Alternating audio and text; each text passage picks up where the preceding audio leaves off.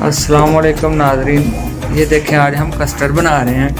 Custard की recipe है ये हमारे एडवोकेट साहब हैं, बताएंगे कि क्या क्या डाला है इसमें। इसको बस आपने हिलाते जाना है, हिलाते जाना है और हिलाते जाना है, फिर ये जम के पुटियाँ बन जाएगा।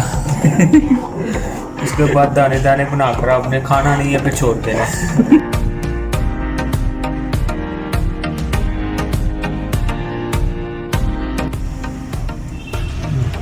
थल्ले तो ना रोड नीचे ना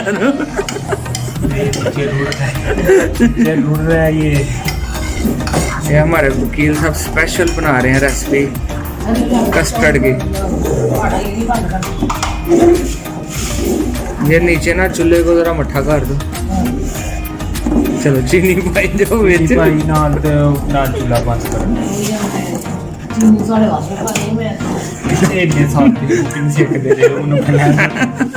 लोकी मामा को सिखते ने सानू मां नूं सिखाना पै रहा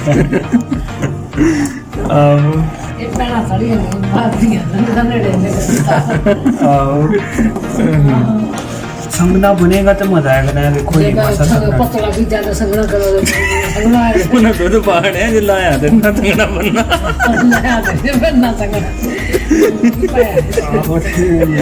ये बना के